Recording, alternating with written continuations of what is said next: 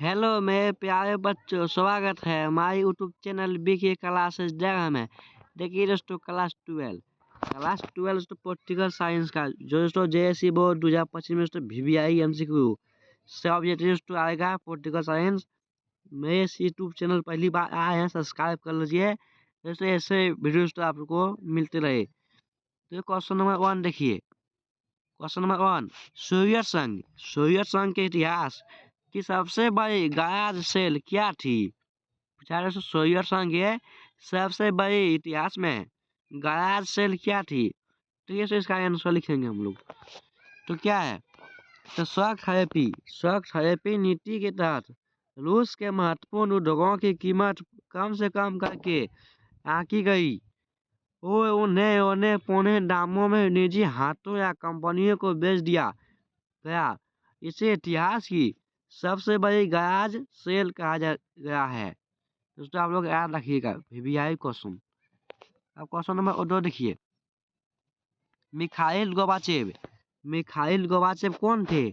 उनके द्वारा किए गए सुधार एवं अच्छे कार्यों का उल्लेख करें। तो देखिए इसका आंसर क्या है? तो मिखाइल गोबाचेव का जन्म 1931 में हुआ।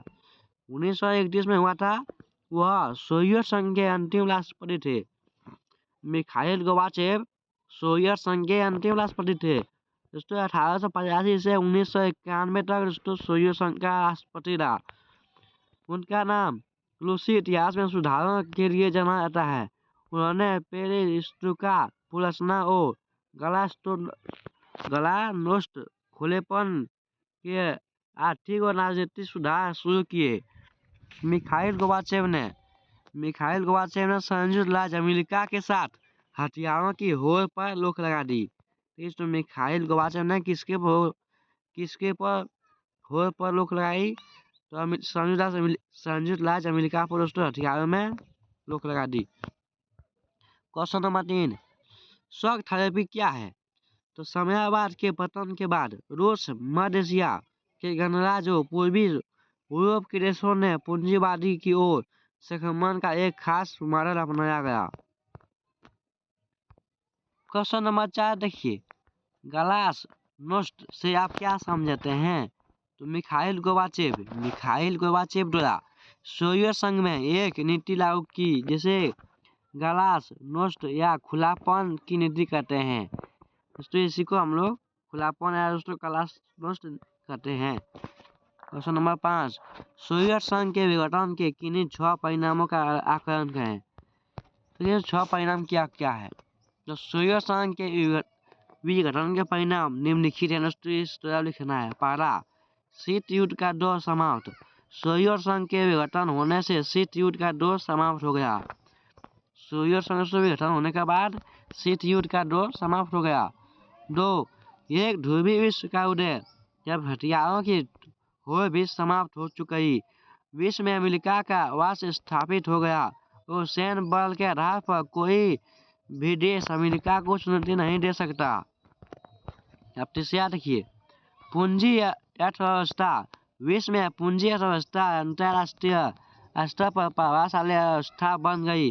विश्व बैंक और अंतर्राष्ट्रीय मुद्रा कोष जैसी संस्थाएं देशों की सलाहकार बन गई।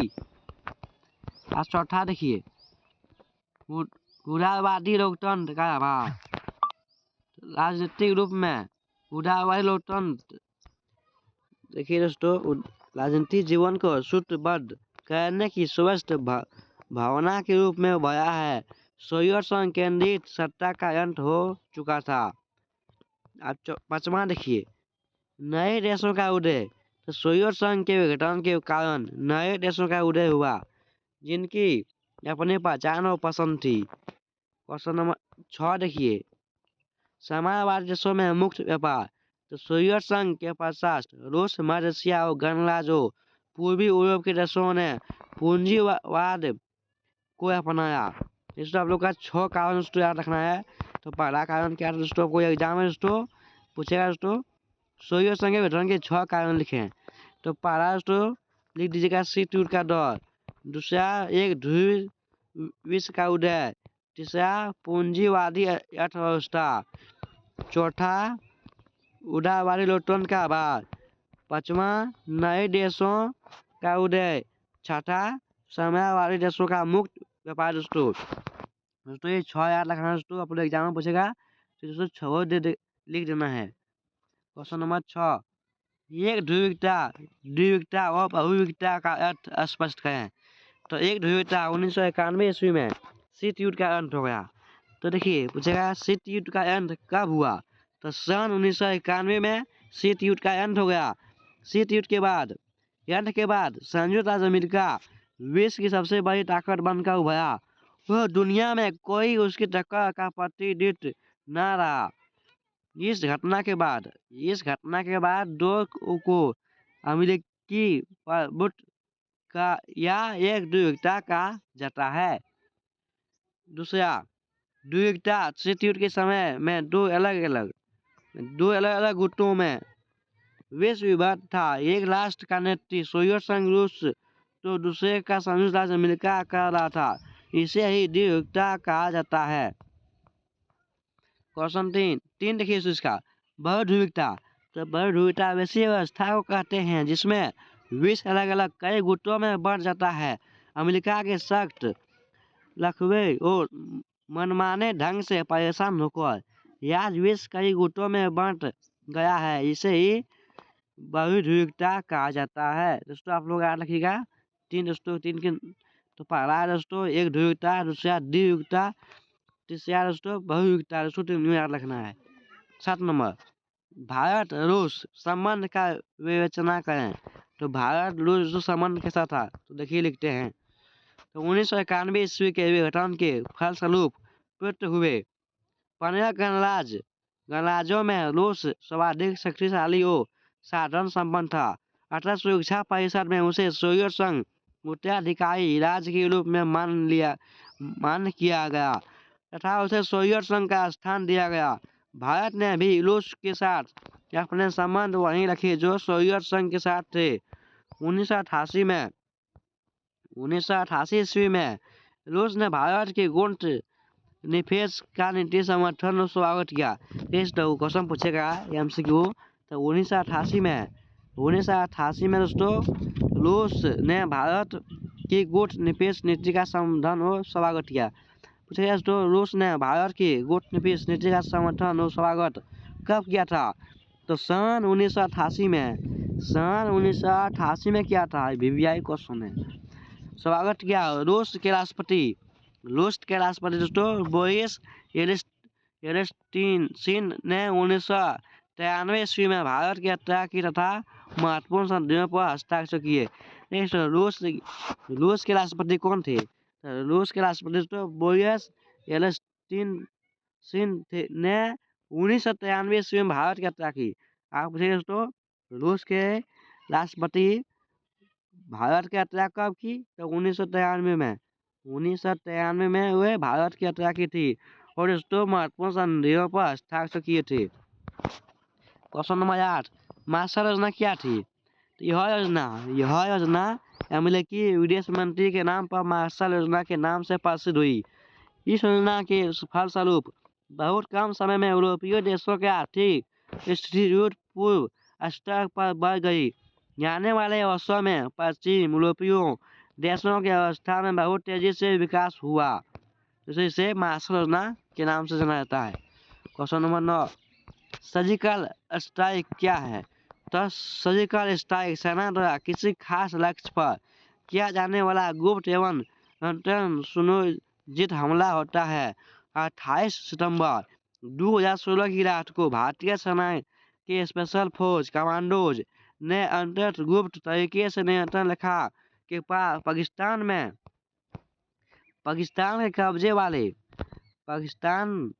के कब्जे वाले क्षेत्र में घुसकर अचानक आतंकी शिविरों पर हमला कर इन्हें नष्ट कर दिया और एकदम सकुशल वापस लौटे आए। यह भारतीय सेना द्वारा किया गया एक सकल सर्जिकल स्ट्राइक था। इसी को दोस्तों सर्जिकल स्ट्राइक कहते हैं।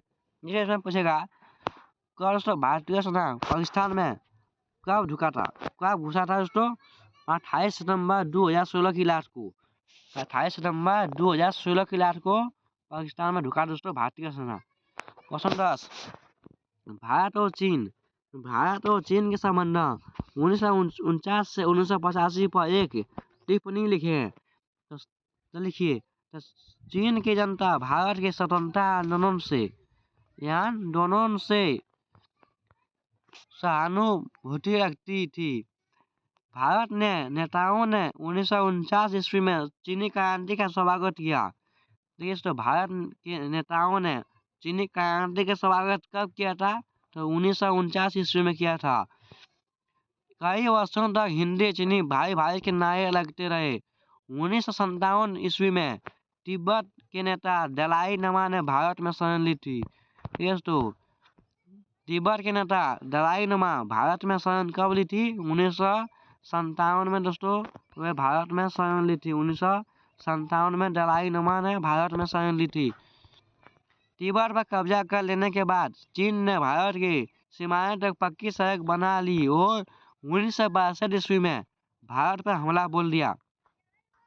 युद्ध तो रुक गया पर दोनों देशों के संबंध आज तक समान नहीं हो सके। 1962 ईस्वी में भारत पर हमला कब बोल दिया? भारत पर हमला कब बोला? तो सन 1962 में दोस्तों भारत पर हमला बोल दिया था चीन ने। क्वेश्चन नंबर 11 देखिए, मार्शल योजना का उद्देश्य क्या था? यह किस वर्ष बनी? तो मार्शल योजना का उद्देश्य देखते हैं। तो पश्चिम यूरोप के राष्ट्रों में नए प्राणों का संचार करना ताकि प्रमुख बाजार खोले जा सके। दूसरा, अमेरिका के 16 मित्र राष्ट्रों की उद्योगता गरीबी की समस्या को दूर करना, चूंकि गरीबी साम्राज्यवाद को जन्म देती है। अतः अमेरिकी सरकार ने इसे गंभीरता से लेने का निर्णय लिया। अब मार्शल योजना 3 अप्रैल 1948 में बनी। तो मार्शल योजना कब बनी? मार्शल योजना कब बनी? तो 3 अप्रैल दोस्तों मार्शल योजना बना था 1948 में। 1948 में। चलिए दोस्तों, आप लोग का VBI दोस्तों बहुत MCQ कंप्लीट हो गया। तो मेरे इस यूट्यूब चैनल पहली बार आए हैं, सब्सक्राइब कर लीजिए और बेल आइकन को प्रेस कर लीजिए। ऐसे वीडियो दोस्तों हर बुक का दोस्तों आपको आएगा दोस्तों VBI क्वेश्चन आंसर वो एंड सब्जेक्ट। Thank you. जय हिंद, जय भारत।